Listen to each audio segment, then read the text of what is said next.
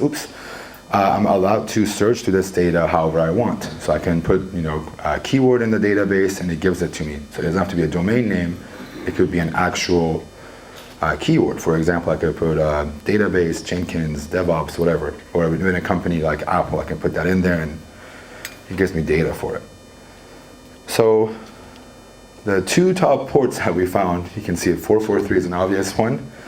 That's the one that we did by default no matter what. And then the second one, it was 8443, and you can see there's not a whole lot in there really. And then looking at this data, this is cool, but there are other ports that you can look at. So, oops, wrong one. We did more of them. I accidentally did a typo there, and instead of 443, I put 444. And it turns out there is a lot of data on 444. I'm not sure why. I think someone mentioned it's more secure because it's 444 and not 443. I think there's extra encryption there with the extra one. But yeah, there was a lot of stuff surprisingly on there, and some big corporations actually use 444. And then you can see there's 10250, 6443, all the way to 8983. We did a lot of different port numbers, but some of these, the ones that you see on the screen are the ones that pretty much stayed consistently, and then we didn't swap them out because there was really good data in there. Oops, wrong way. And then, I'm a stat nerd. I like to see data. This is literally why I do this. I don't do it for hacking purposes. I'm just nosy and I want to know what's on the internet. But also give you like a visual of what's on there. You can see there's a lot of government websites, cloud, dev, internal, .internal, which is a really cool one actually. Yeah. How many people put .internal saying, it's .internal, no one's gonna see this thing, and no, I can't. But also, I know .zip was a scam by Google for people like us to buy domains from them, and I want to know how many is on there, and it's a small amount of domains on there. But I just want to put that on there for a joke of it. But yeah, you can see that obviously .com's a big one, but that fourth one, internal, is an interesting one. And then keywords. I said I could search for any keywords I wanted. Dev, juicy stuff sometimes. You have your APIs, your UAT, internal, Git, Jenkins. These are just we through stuff and see what sticks to the wall. And those top two are obviously the big ones. API is a really cool one that we're going to talk about in a bit, but just to show you some of the cool stuff that we could look through. So this scan has its pros and has its cons. Well, it costs us $50 per scan per port, right? So 12 ports, $50. It's a lot of money. It looks, as I do the math right now, I realize I wasted a lot more money than I should have on this thing, but $50 isn't bad. If you're doing 443, if you're doing a small IP space, if you're doing a company's IP address, for example, it's not bad. It's up-to-date data. I scan whenever I want. I have the data whenever I want it, so there was times when I was scanning on a Monday and then scanning on a Friday, just to see what comes and what goes, right? Then you have easily searchable stuff. You can query whatever you want. But the cons there, it's not really, the searchable data doesn't mean it's accurate. Just because the keyword Apple shows up doesn't mean Apple owns it, right? It could be an Apple company that produces apples, for example, like a farming company. You don't have any HTTP data because we didn't think about that. In the last iteration that we did with our last scan, we did some of those, but it wasn't what we wanted. It was really hard to parse that data. It's very expensive. And then you're shooting in the dark at this point. You're just hoping you find something cool based on their DNS record, right? So that keyword's in there. You're lucky you find something cool in there. And then there's no vuln information. We're not scanning for vulns yet. So this was the initial scan, which brings me to my secondary scan and the secondary part of what I wanted to do with this project. So right now we have those entries, the IP addresses, and then the access from all the ports, the domains. And then on the right, we want accurate data. We don't want false positives based on the DNS. We don't want searchable. We want to have searchable data based on the fields that we care about. So I'll show you what those are. And then we want visuals for this talk. We want screenshots and things and something fun that I can talk about in this. And then maybe we can identify vulnerabilities or leads, is what I call them, at mass. So I'll explain what leads are in just a bit as well. So the secondary scan looks kind of like this. We're still doing the same thing, except we're flipping the order of operation now. We have our laptop, this the dev machine that we're using, hits the database, pulls data, and it gives it to a crap ton of machines, and we have it scan that for us. So this is one of the parts that I really struggled with. I'm not sure if you guys are familiar. I have a friend of mine, Nanad, who's at Trickus. They just started this thing called Trickus, and their entire market is they distribute tasks through a 30 fleet of machine, 40, 60, whatever you want it to be. And when you have 10, 12, 15 million IP addresses, 8 machines aren't going to cut it. So I went to him, I was like, hey, I know you guys are doing this. Could you help me get some data? And let me just distribute this workload through it. The workload, we distribute it through them, and I think the next slide is going to show it in a bit. But before we do the workload, we wanted to come up with those example tasks. So these are all like basic data that you need. If you need a CNAME for it, you grab it, you want the title, the favicon hash, the location header where it's going to next. So if it's going to be directed somewhere, we want that. The web server info, status code, tech, whatever. Just run HTTPX is all I'm going to say. You can do all of that with HTTPX. It does it all for you. And then later we're going to look for interesting endpoints, which we only did a couple that was actually pretty juicy. So there is, we cannot solve our problems with the same thinking we used to when we created them. So that's why I started doing this. The Trickus thing is I already have the data, but I need it to be distributed. This is just one simple task to show you where we did it. So all the machines, you can see all the nodes. It takes them all, it takes the data, it goes through it, it splits it, and then it makes an output, puts it all to these machines, uses zgraph for some of this stuff, we pull the data, and then back to another source. And the pros of that was, before we put stuff into a visual place, the output of what I have in the last task is a bunch of text files. It's greppable. Better, but not good enough yet. But still no visuals. Greppable data, when you have like millions of records, it's not easy to grep. You just sit there for hours waiting for it to come back with a result, and sometimes nothing comes back, so you just sat there for 10 minutes. You play like Warzone or something and nothing still comes back, and you're more pissed off than you were when you got into the game. Then there is no visual data. So the third phase of it is, how do we parse this data? How do we make it look good from JSON and greppable stuff to something better? Well, we introduced Elastic, which is just using Elastic. I've actually never used Elastic for hacking and like recon data. Very interesting stuff. The cool thing is there's a tool, I think it's released today or it's going to come out on Monday. You have to use this to push any JSON format data you want into Elastic. So it doesn't matter what it is, as long as it's valid JSON, you give it the fields, it pushes all into Elastic and it looks gorgeous. So right now what we have done so far is, we've scanned everything. Now we have a bridge between the initial scan, secondary scan, and then the third one being going into Elastic, so it's way more searchable, better data, and we can actually like have visuals of things and so on. So what do you start with? You start with the web root. Our first scan was we just hit the web root, just kept the HTTP data, title, all the things that I mentioned, and you store it into Elastic. And what we have now is actual searchable data, right? Because we can run these tasks, and instead of it being in a file format or a database format that we didn't have before, we have all these inside of it. You can see some of the stack, the technology that's behind some of these assets. If you're in a nerd like me that you like the stats, this is kind of cool to see. Express has so many assets on there, or Amazon Web Services has these, and Nginx and so on. And there's also like cool charts, colorful charts that looks a little bit better. This was just cool to see it, so you know what kind of scans to do next. You're not going to scan Nginx the same way you do IIS. You're not going to do Express the same way you do a PHP application and so on. Excuse me.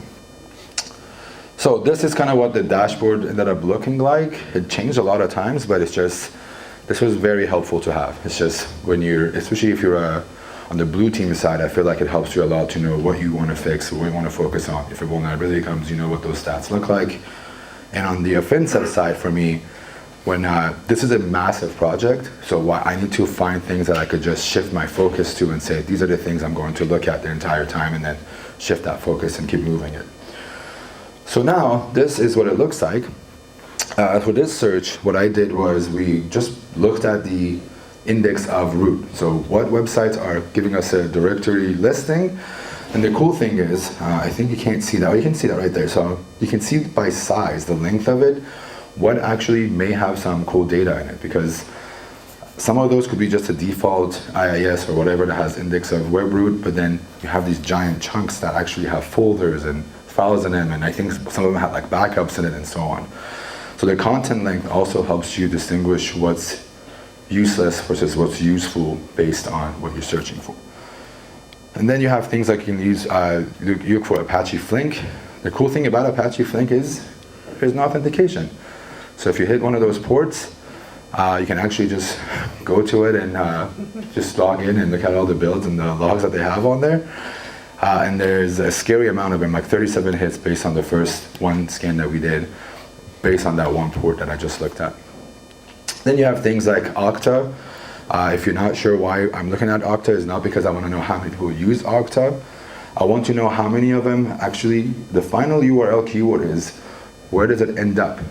So if this asset ends up in Okta, it's internal. There's a reason why it's behind SSO. Either a partner or an internal employee wants to have access to this. And just because, there we go. And just because it's behind Okta doesn't mean that you can't hit things behind it. So you do a slash ping, it opens. So now you do a slash git or slash admin or whatever it is, slash login.php, whatever, it opens up and you can brute force for it. So just because you see an Okta page doesn't mean that you can't access things. And that's like 9 out of 10 times a lot of hackers give up. So that's another really cool one. We can do it with Okta, one login. If a company has its own page of SSO, you fingerprint it and throw it in there and look for it. And then this is another example of it. We can just get more specific. You can say I want to find for, this is a Django instance that has directory listing.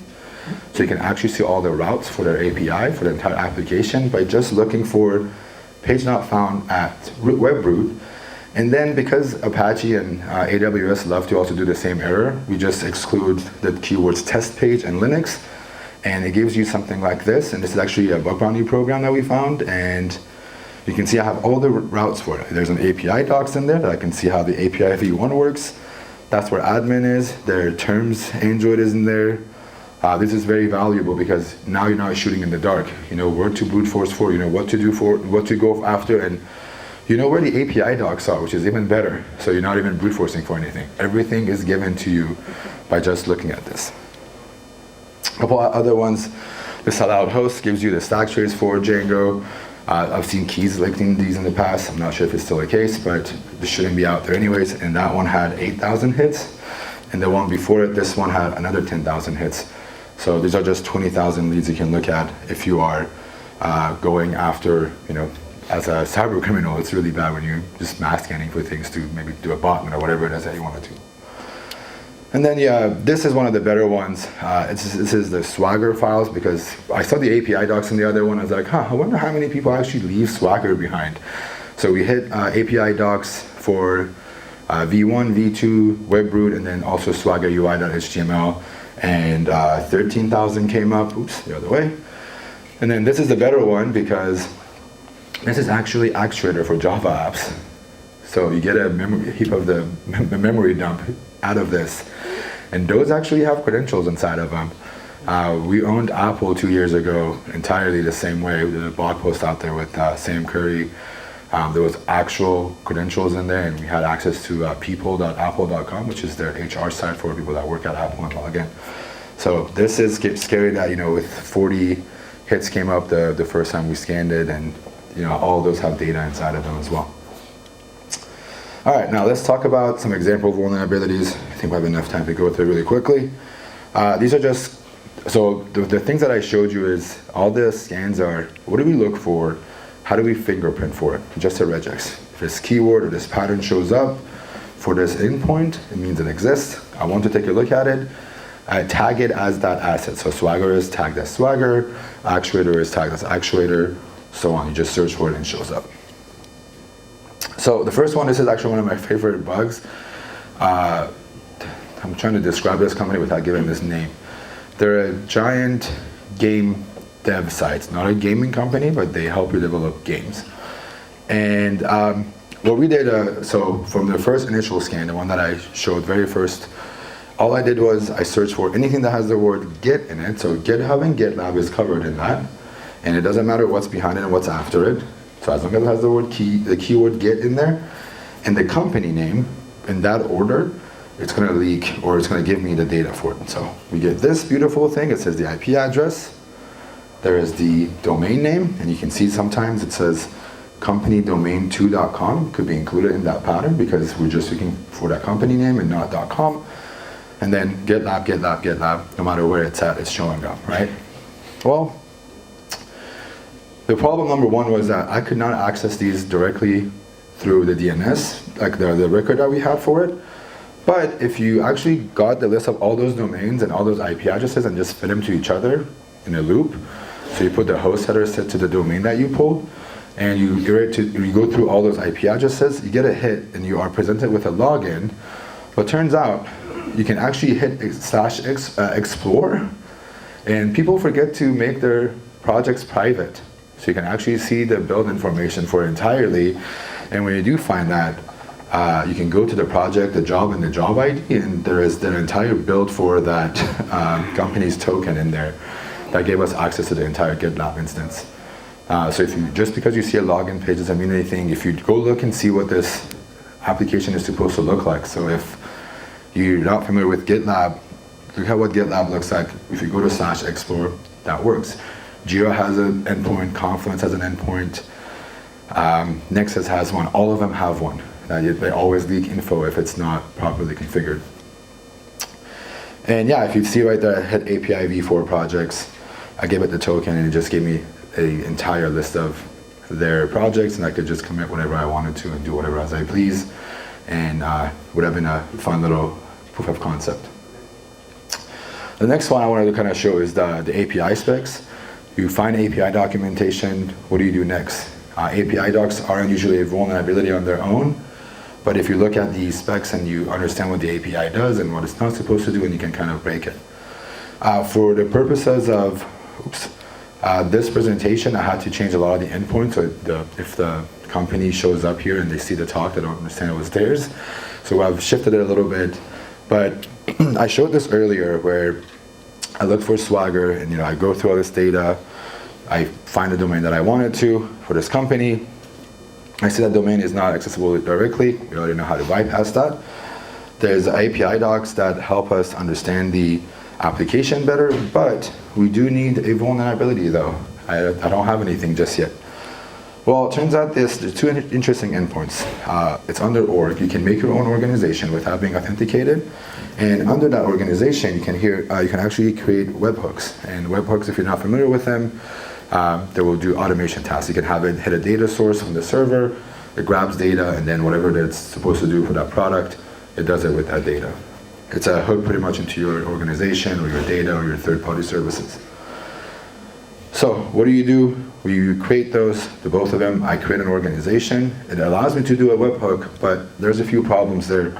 One is that it requires to have the company domain name in the string. So what I had to do for that was companyname.com, .mydomain.com, and point that into whatever I wanted it to, so I can bypass that restriction. But I wasn't able to read any local files, and if you're familiar with SSRF, server-side request forgery, it allows you to pretty much browse files on that machine or also access sites on that machine's internal network. So if it has access to something internal, you can query for it. A lot of times people when they're doing SSRFs on the cloud, there's a metadata instance you can hit that gives you keys for that machine. So you get AWS secrets and IDs for it and you can log into it. That was not the case in here, unfortunately, but I do know I have an SSRF because I can hit localhost on that machine. So I can pull the localhost page of that machine internally, and I couldn't find anything, but I have a database. I have a database of domains, mine being included, and then second one being things that I have found from things like cert.sh and Shodan and so on. So I have a list of these domains. You can see there's a bunch of these subdomains that are under corp that I cannot access based on IP address or even based on the DNS query that I have. But what I can do is feed it through that webhook and see what comes back for each of them. I had a list of it, fed it to it through Burp Suite, and then I see one of them actually comes back with a 302 error, and the subdomain name being CFG doesn't give me any hints of what it is. But what I do see is that there is an Artifactory coming back, which is an entire source code base of everything they had. So that keyword right there gives me just a the initial, oh shoot, there is something here I can access. And you can actually do the same thing. You can get a webhook, give it that URL, hit repository, and it gives you a list of the repositories right off the bat. So those are the two examples that I could come up with. I think it was to bring the whole presentation together to show, hey, you can look for API docs and leads and then use them later, but also the value of having a good data set of your own, while you also use things like cert.sh and all these open source tools that are out there as well. So lessons learned, data is king. So if you, as an organization, it's really good to have your own data, I think, where you can scan when you want, and you can scan it tailored to your company. Obviously, as a bug bounty hunter or a pen tester, this is very expensive. You're not going to do $50 scans when you're getting, $50, $75 an hour as a junior pen tester. It's really not worth it. You can use Shodan, you can use Census, you can use cert.sh. It is very messy and expensive. I think we did, 8 or 9 scans for this talk, and it's just a mess. So if it wasn't for Tanner doing the initial scanning stuff and then not giving me access to their product and their infrastructure and their platform, it would have been very hard. The task distribution is very hard without good engineering. I'm glad I can hook into their infrastructure and have them distribute the workload. But there are tools out there that do this kind of stuff. There's Axiom, that's open source, also out there that you can use. Ben Priok, I think is how you say his name. I always butcher his name and he gets mad, but that's how he has a really good tool. Ask for help, and then honestly, you don't need to scan every day. At some point I did like 4 scans a week. I don't know why I scanned on a Saturday at one point.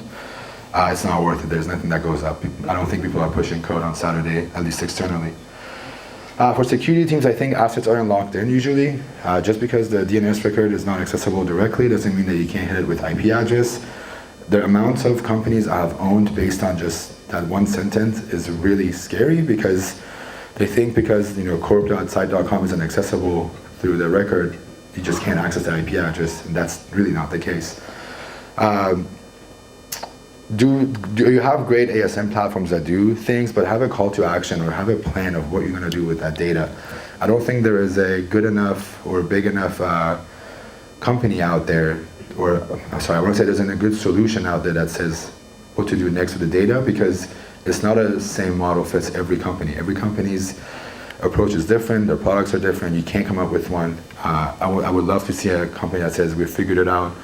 They've all figured out how to give security teams data, but no one can come up with a good plan, because every company should be specific to their network and their infrastructure and what they do. And yeah, that's it. I wanted to keep some time for questions. If you guys have any questions, I'll be happy to answer them. Otherwise, thanks for coming to the talk, and I appreciate you guys, and hopefully I'll see you the next one.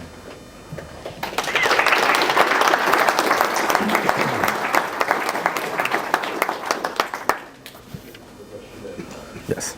And repeat the question. So got it. For your keyword searches that you were doing, how did you go about collecting all that information? Did you go through, extract all the details from certificates and then scrape the sites? Or? So for the keywords I was going after, like how did I come up with the keywords? Honestly, just the amount of time I've wasted looking at the data. A lot of it also, it's going back to one, like if you work in an organization, how do you name your applications, right? A lot of companies are very simple. It's always like something.api.something.com. It's UAT, whatever. It's just coming up with those keywords. There's 2 ways you can do keywords though. One is based on the asset type. So you want internal assets, dev assets, instances, what are DevOps assets, CI, those keywords that give you the environment you can find or the permutations you can find, right? The second keywording is the tools that you want to find. You want to look for Nexus, Jenkins, Kibana, all of those, right? You can also do it that way. So it just comes down to what you want to look for. There's also a bunch of directory brute forcing files that are out there that are a really good place to look at and just get ideas. Like I scroll through them, I'm like, oh nice, there's this keyword that I never thought. It's like /green for some company. That's their UAT. I found that and I was like, oh, there's a lot of companies that put green 1, green 2 in there. So it's just looking at the data and then just coming up with your own as well.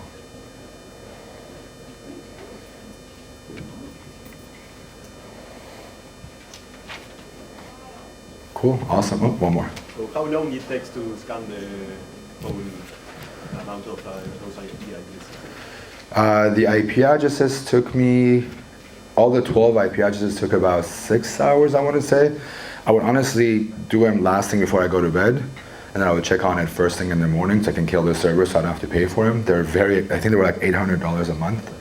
So I'm paying hourly, they get just add up. So last thing before I go to bed, first thing before I go to, I wake up in the morning just to kill it. The data is in the database, so killing the servers doesn't hurt me.